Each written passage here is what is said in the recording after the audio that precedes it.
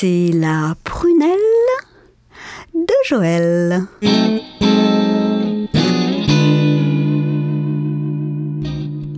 Dans le Ici Paris, numéro 3639 du 1er avril, en couverture, on peut lire « 3 mois après la naissance de leurs jumeaux, Charlène et Albert, l'épreuve de la maladie !»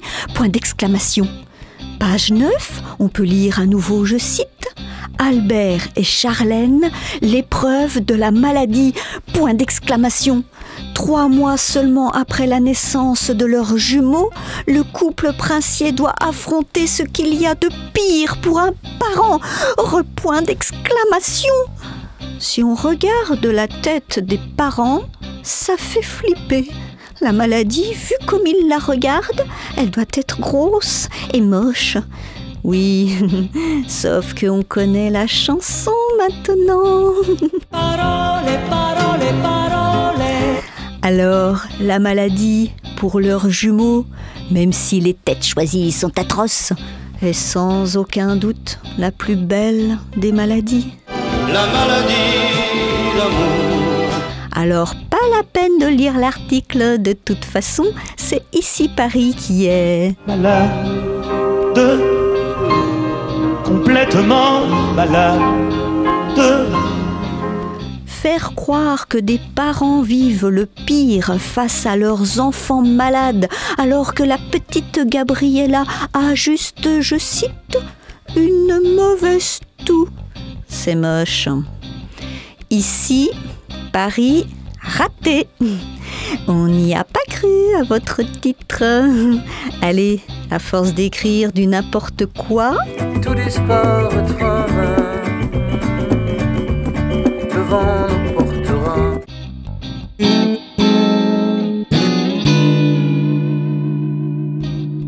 Dans le France Dimanche, numéro 3578 du 27 mars, page 6, on peut lire un article intitulé « Gérard Depardieu, il s'est converti à l'islam !» Oh nom de Dieu!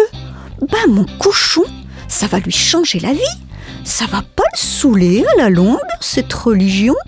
C'est quand même curieux de la part de Depardieu. Je cite « Tombé sous le charme envoûtant d'une femme, il s'est rallié au soufisme. » Au soufisme.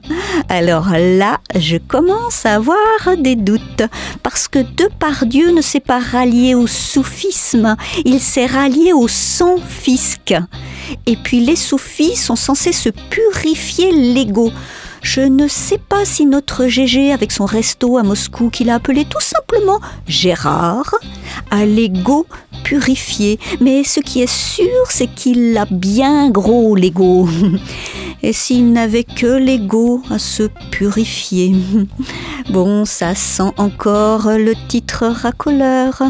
Allons plus loin dans l'article, je cite « Nous sommes à la fin des années 60, c'est après le concert donné par Kaltoum à l'Olympia qu'il décide alors de se convertir au soufisme. Je cite encore « Sa conversion va durer 2 ans. Cette période écoulée, il s'éloigne et met fin à cette étonnante expérience. » Ah bah voilà, France Dimanche aurait dû écrire « Il s'était converti à l'islam, il s'était rallié au soufisme et passait de longues heures à étudier le Coran. Il se rendait régulièrement à la mosquée. » France Dimanche se croit encore à la fin des années 60. Mais il faut leur dire que le temps passe et que tout finit par disparaître, comme la lubie de Gégé pour l'islam ou comme eux, France Dimanche, avec leur titre d'une autre époque qui ne trompe plus personne.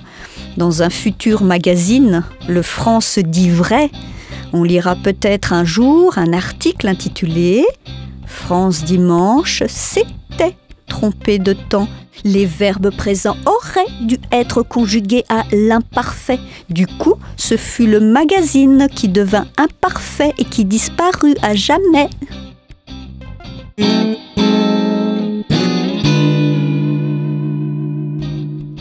Dans le Ça m'intéresse, numéro 410 d'avril, page 100, 2 pages sont consacrées à la frite. On peut lire une fois en titre « Les petits secrets des frites ».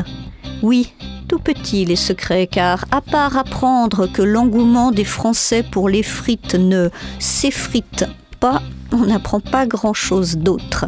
Si, aussi que la plus populaire des variétés de patates pour frites est la binche, venue de Hollande.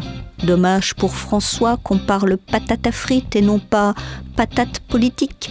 Il aurait pu au moins rendre quelque chose de populaire. Ça lui aurait redonné un peu la frite.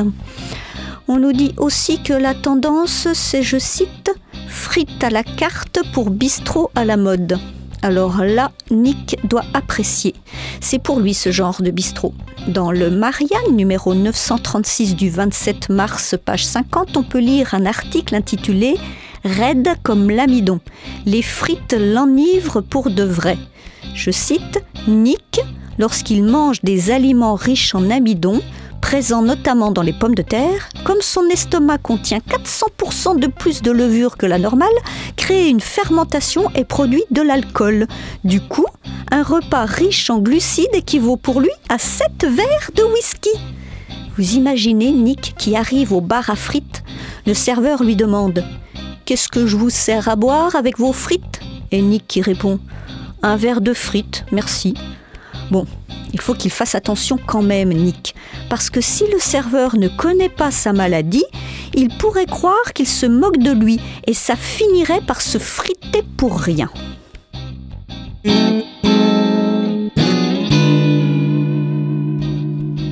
Dans l'Express numéro 3325 du 25 mars, on peut lire page 58 un article intitulé « La gauche est en danger de mort ». Et dans le Science et Avenir, numéro 818 d'avril, on peut lire en couverture « Où se soigner ? Les 1149 meilleurs services ». Ben voilà, on va bien lui trouver le bon service à la gauche pour la soigner et lui éviter la mort. Ce serait dommage de mourir juste parce qu'elle est mal à droite, la gauche. Alors, que nous propose Science et Avenir ? Page 98, peau. Très bien, ce service va la soigner pour qu'elle ait un peu plus de peau, ça lui fera du bien. Parce qu'avec les Aquilino Morel et Jérôme Cahuzac, on peut dire qu'elle n'a pas eu de peau. Ou si elle en a eu, c'était celui de confiture et ça colle, comme les étiquettes qui grattent dans le dos, même coupées. Page 104, rein. Oui, parfait, si ce service peut lui donner des reins un peu plus solides.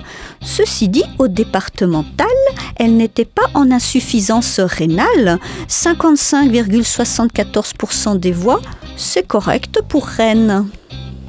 Page 112, revascularisation des membres inférieurs. Parfait. Essentiel. Ces membres inférieurs, ces petits employés, ces ouvriers n'ont pas eu trop de veines ces temps-ci. Ça fera du bien. Page 122, épaules. Si ce service pouvait lui faire un peu plus large, ce serait pas mal.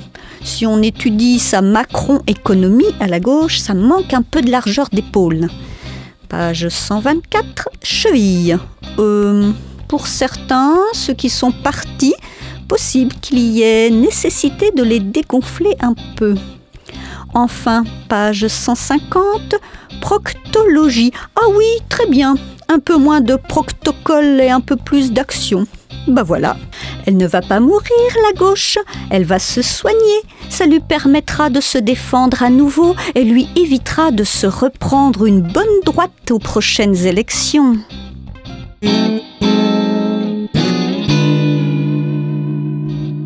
Dans le Marianne, numéro 936 du 27 mars, page 29, on peut lire un article intitulé « Assiette politicienne ».